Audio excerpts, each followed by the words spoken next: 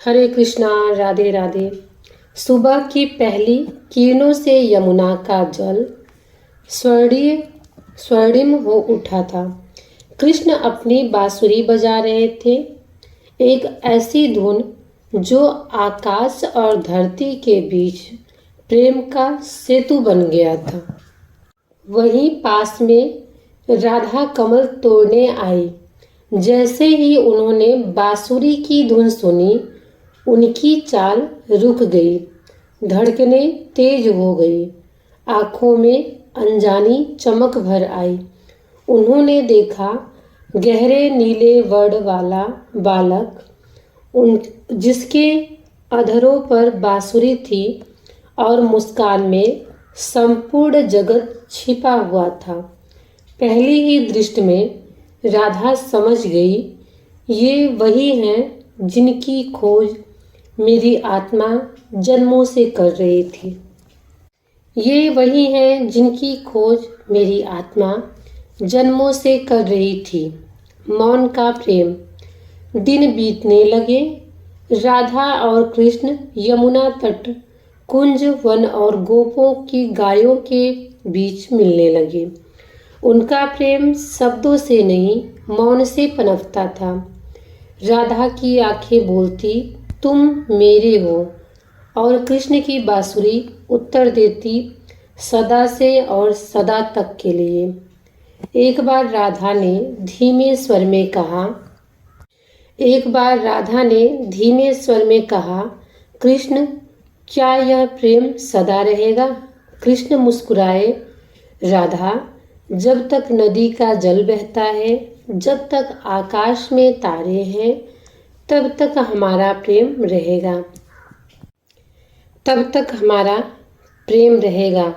और जब यह सब नहीं होंगे, तब भी हम रहेंगे, क्योंकि हमारा प्रेम शाश्वत है। रास की रात, शरद पूर्णिमा की रात, आकाश में पूर्ण चंद्र, यमुना किनारे श्वेत कमल खिले हुए, मंद समीर बह रही थी। कृष्ण ने बांसुरी उठाई और एक मधुर धुन छेड़ दी। वृंदावन की हर गोपी दौड़ी चली आई। सभी कृष्ण के साथ नृत्य करने लगी, लेकिन उस भीड़ में भी कृष्ण की आंखें केवल राधा को ही खोज रही थी। जब राधा नहीं आई तो मानो संपूर्ण रासलीला का केंद्र वहीं ठहर गया। कृष्ण ने हर गोपी के साथ नृत्य किया, लेकिन उनका हृदय केवल राधा में ही बसा था। गोपियां हैरान होकर पूछने लगी, कृष्ण, तुम्हारे हृदय में कौन है? कृष्ण मुस्कुराकर बोले, जैसे चंद्रमा के बिना रात्रि अधूरी है, वैसे ही मेरे बिना राधा अधूरी है, और राधा बिना मैं अधूरा हूँ।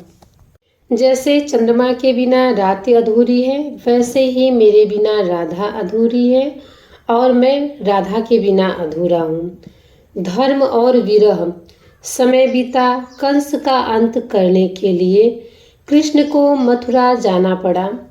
प्रस्थान के क्षण में राधा यमुना किनारे खड़ी थी। उन्होंने कृष्ण से कहा, कृष्ण, मुझे रोको मत।